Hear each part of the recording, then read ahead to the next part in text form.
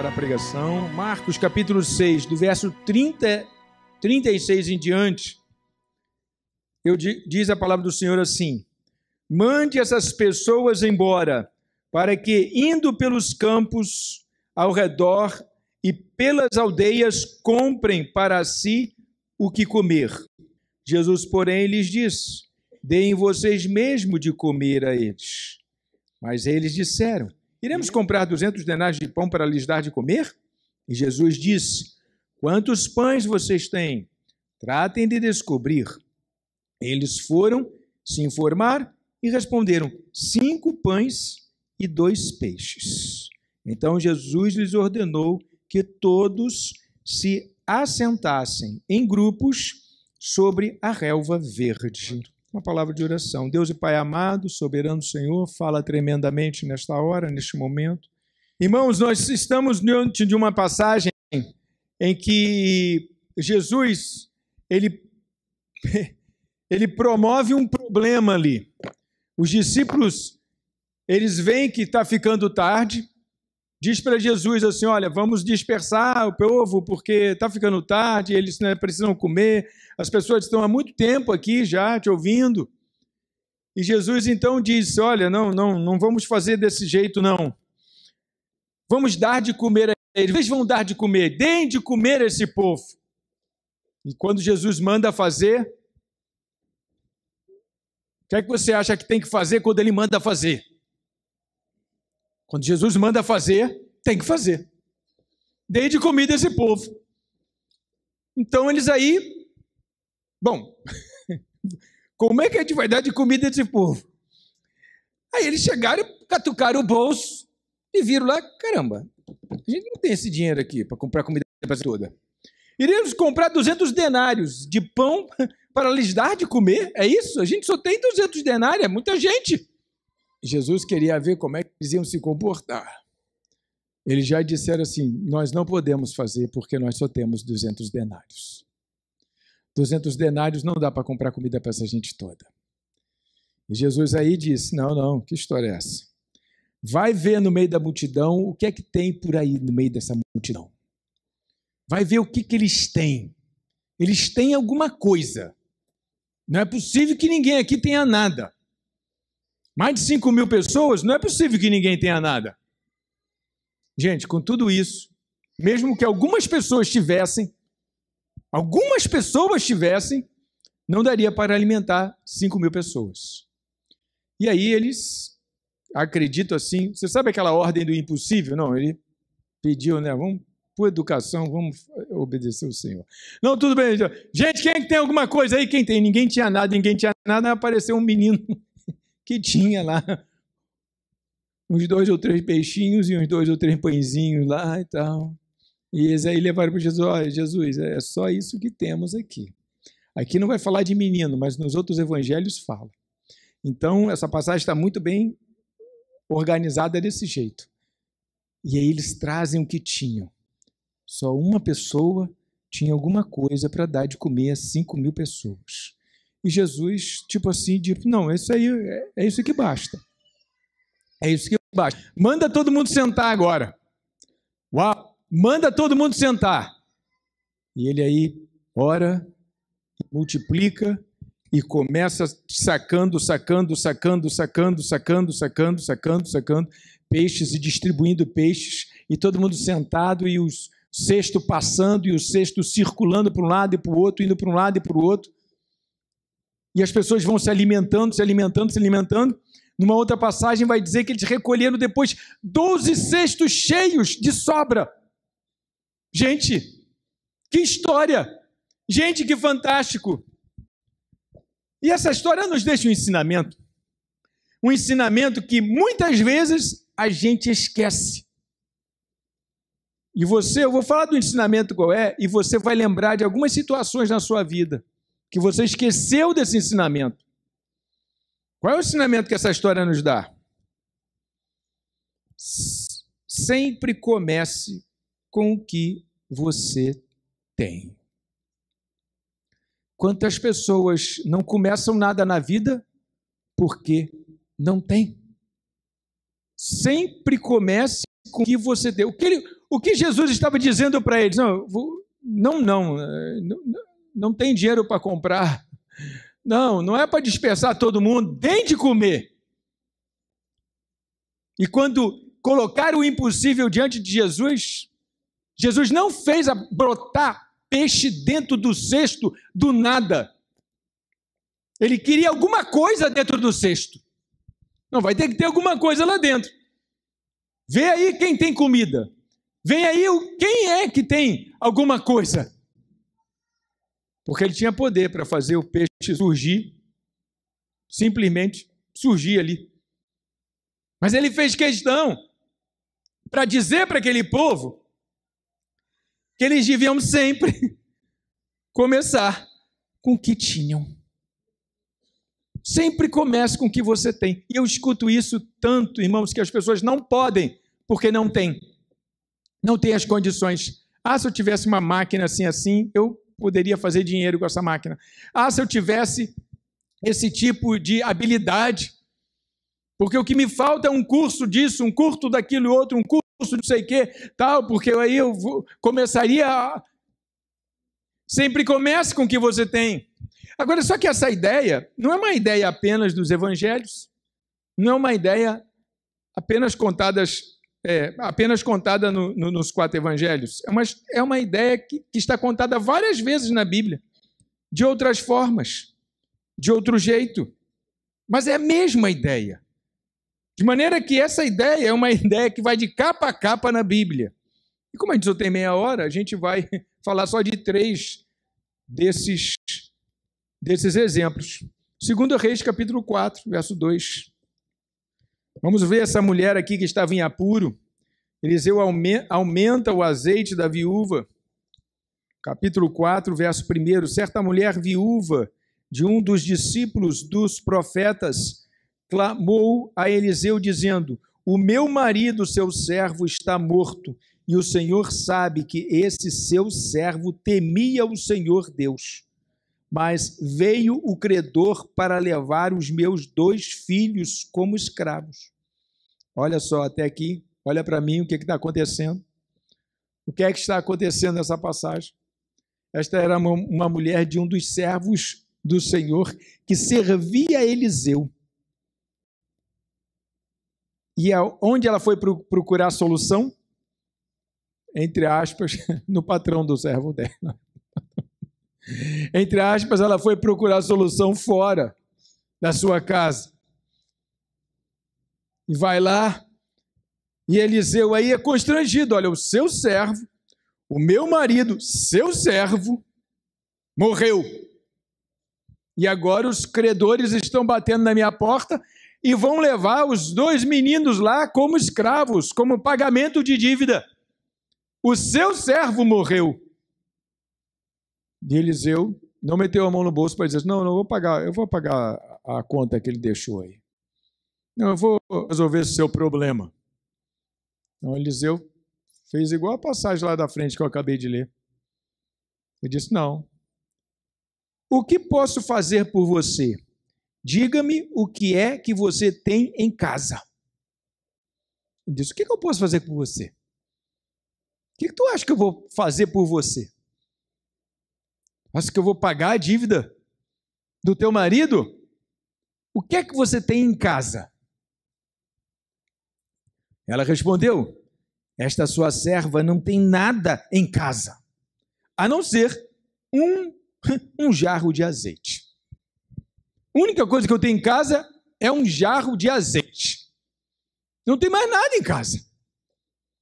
E Eliseu aí: você tem um jarro de azeite? Você tem muita coisa já. É o que o Senhor precisa. E ele aí deu uma instrução para ela. Então Eliseu disse: vá, peça emprestada vasilhas a todos os seus vizinhos, vasilhas vazias, muitas vasilhas. Depois entre em casa, feche a porta atrás de você e dos seus filhos, e derrame o azeite em todas aquelas vasilhas. Ponha a porta a que forem ficando cheias. A mulher foi embora dali e fechou a porta atrás de si e de seus filhos. Estes lhe passavam as vasilhas e ela as enchia. Quando todas estavam cheias, ela disse a um dos filhos: traga-me mais uma vasilha. Mas ele respondeu, não há mais vasilha nenhuma. E o azeite parou. Então ela foi e contou ao homem de Deus. Ele disse, vá, vende o azeite e pague a sua dívida. E você e os seus filhos vivam do que sobrar. Não só deu para pagar a dívida, como também deu para viver da sobra. Aonde é que estava a solução? A solução estava em casa. A solução estava no que aquela mulher tinha. Um jarro de azeite. É lá que estava a solução. Já começou se perguntando quantas vezes você acha que deve fazer um negócio, que pode fazer um negócio que vai mudar a sua vida, que vai alterar tudo, mas você não faz, porque você não tem isso, aquilo outro, você não tem as condições, você não tem uma ferramenta adequada, você não tem um carro. Já parou para pensar? Lembra? Está lembrando de algumas coisas que você deixou de fazer porque você não tem? Na Bíblia não tem espaço para esse tipo de comportamento. Que os discípulos tinham que alimentar 5.000 pessoas e não tinham condições, não tinham dinheiro. E não tinham a quantidade de peixes necessária. Mas eles tinham um pouquinho. E Deus aumentou ainda mais. E Deus fez sobrar. Agora, essa mulher tinha um pouquinho de azeite. E olha de novo, ela foi buscar a solução aonde? Fora. Em um terceiro. Paga a minha dívida, paga a minha conta. Sempre comece com o que você tem. Mas eu posso ir a algum lugar mais. Eu posso ir também em uma outra história, em Samuel, 1 Samuel 17. Aquela emblemática história de Davi e Golias. Golias afrontava as tropas de Israel. Golias tinha, não vou dizer 2 metros, não, ele tinha mais de 2 metros. Ele era altão, grande, forte, guerreiro desde a mocidade. E afrontava e dizia, para não haver guerra, quero um homem aqui para degladiar comigo. Se eu perder, os filisteus perderam. E ele insultava e pedia um guerreiro de Israel, e ninguém aparecia para guerrear, até que Davi escutou um dia a afronta e achou um absurdo. E Davi, que era pequeno, pastor de ovelhas, não era guerreiro, se apresentou para a batalha. Saul, o rei, achou uma atitude muito nobre, achou uma atitude fantástica do menino. Bom, já que você tem essa coragem toda, então, toma aqui as minhas vestes. Toma a minha armadura. E colocou, né? Então, capítulo 17, no verso 38. Saul vestiu Davi com a sua própria armadura, pôs um capacete de bronze na cabeça dele e o vestiu com uma couraça. Davi cingiu a espada sobre a armadura e tentou andar, pois jamais havia usado. Então Davi disse a Saul, não posso andar com isso, porque nunca o usei. E Davi tirou aquilo de sobre si, pegou o seu cajado na mão, escolheu 5 pedras lisas do ribeiro e as pôs no alforje de pastor, que trazia consigo. E com a sua funda na mão, foi na direção do filisteu.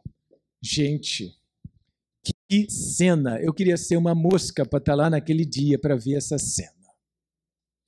Que cena! Golias de um lado e Davi pequenininho do outro. Golias vestido para a guerra com capacete, elmo, tal. E Davi vindo com um bordãozinho, com um cajado e com uma funda que era uma espécie de atiradeira, né? Um instrumento assim, com uma tirinha que segurava a pedra, ele girava a pedra, ele lançava a pedra. Ele pegou 5 pedras, ele pensou assim, pode ser que eu erre, Mas mais de 5 vezes eu não vou errar, não. Sinceramente, eu ia pegar assim, uns 10, 20 pedras. Quando tiver pedra aqui, eu saio apedrejando ele. Mas ele confiou, não, eu só preciso de 5 pedras. Esse cara vai cair com 5 pedras. Se eu errar a primeira ou a segunda, eu acerto. Muita coragem desse moço. E ele vai. E aí o gigante aí, Golias aí, ficou ofendido.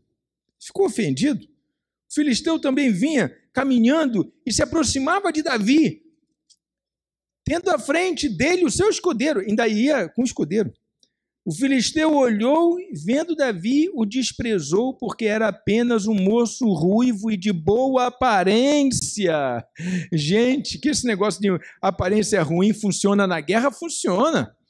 Tem que ter cara de mal, tem que ter cara de invocado, de macho, cara feia, com o nariz cheio de prega. Tem que ter, porque isso na guerra faz diferença. Ele viu que era um garoto bem afeiçoado, de família. Não era um perdido, era um pastor de ovelhas que estava se aproximando. Será que eu sou um cachorro para que você venha contra mim com pedaços de pau? Chamou o cajado de Davi de pedaço de pau. O gigante com a espada, com a lança, com o escudeiro. E aí, Davi, você vem para mim com um pedaço de pau? Será que eu sou um cachorro? Cachorro que a gente bate de pau, né? Pega um pau e tá atacando o cachorro, né? Mais ou menos por aí que ele estava falando. Eu sou algum cachorro? Se sentiu extremamente ofendido. E pelos deuses o filisteu amaldiçoou Davi. E disse mais: venha aqui que eu darei a sua carne às aves dos céus e aos animais do campo. Davi, porém, disse ao filisteu, ó, a frase de Davi: você vem contra mim com espada, lança e escudo. Eu, porém, vou contra você. A gente já sabia que ele tinha 5 pedras, né? Mas ele não falou das pedras. Eu vou contra você em nome do Senhor dos Exércitos. Uma pedrada em nome do Senhor dos Exércitos é melhor do que lança, espada e escudo. Uma pedrada em nome do Senhor dos Exércitos. Ele foi apenas com um cajado e uma funda, e rodando. Eu vou contra ti, em nome do Senhor dos Exércitos. Ora, não importa o que você tem em casa, não importa o que você tem na mão, importa é se isso que você tem em casa, que você tem na mão, está abençoado por Deus. É isso que importa. Não importa se você não tem as condições. Isso não importa. O que importa é se o que pouquinho que você tem na sua botija, no seu cesto, no seu alforje, no seu bolso, se isso está abençoado por Deus, porque se estiver abençoado por Deus, você fará coisas tremendas. Você vai pagar todas as contas que precisa pagar com isso. Com esse pouquinho aí. Você vai viver muito bem com esse pouquinho aí. Porque se ele está abençoado com Deus, Deus multiplica. E você está diante de uma pessoa que nunca deixou de fazer nada porque não tinha condições. Eu nunca deixei de fazer nada porque eu não tinha condições. Eu sempre improvisei. Ah, não tem não? Deus vai abençoar, Deus vai mandar. Hoje vocês veem, hoje não, há muitos anos, né? Mais de 10 anos a gente tem essas luzes aí, mas quem é antigo aqui na igreja sabe como é que essa história começou. Um tempo que igreja nenhuma tinha luz artística, nenhuma. Eu precisava apresentar uma peça e tinha que ter uma luz diferente. Meu Deus, eu falei, como? Aquele pessoal do mundo, né, faz um negócio tão bonito, piscando e tal. Mandei me trazerem tragam latas de leite ninho e latas de azeite. E o pessoal trouxe, e eu pintei tudo de preto. E peguei uma lâmpada de 60 e botei lá dentro. Uma lâmpada de 60 e papel celofane do lado de fora. E foi assim a primeira peça da igreja. E depois eu tive que explicar que não eram canhões de luz, era... Eu tive que dar essa explicação. Quando vocês compraram isso, a gente não comprou em lugar nenhum, eu fiz isso aqui. E fizemos muitas vezes com as latas, até comprar o primeiro série de canhões, que era aquela série de canhões com lâmpada halógena. E aí já foi aqui nesse ambiente, que não era assim, igreja, era só a quadra. E já foi aqui. O que é que você tem? O que é que você tem na sua casa para o seu grande projeto? Pastor, eu tenho um grande projeto na minha vida. Eu quero abrir um grande negócio. Eu quero fazer, eu quero acontecer. Cara, você quer fazer mesmo? Começa com o que tem. Começa com o que você tem. Tem gente que quer sair do emprego para vislumbrar um horizonte. Cara, começa com o que você tem. Porque se o que você tem estiver abençoado por Deus, você vai longe. Essas histórias aqui se repetirão na sua vida também. Que Deus proveu, que Deus andou, que Deus não deixou passar fome. Isso vai se repetir na sua vida. Começa com o que você tem. Não acha que o problema está porque você não tem algo. Não. O que você precisa, você já tem. Abre os olhos da fé na sua casa. Abre os olhos da fé no seu negócio lá. Às vezes você tem um negocinho lá no fundo de quintal, quer que o negócio melhore e tal, mas acha que precisa disso, precisa daquilo outro. Começa com o que você tem. O que é que você tem? Começa desse jeito. Começa dessa forma. Meu blog lá no meu site está desatualizado, né? Assim, basicamente está parado, mas já tem 63 textos lá. Muito texto. Quando eu comecei aquele site, eu comecei um blogzinho falidíssimo, de graça, tal, não pagava nada. Eu comecei escrevendo ali, eu falei, mas isso aqui não dá certo. Mas eu comecei.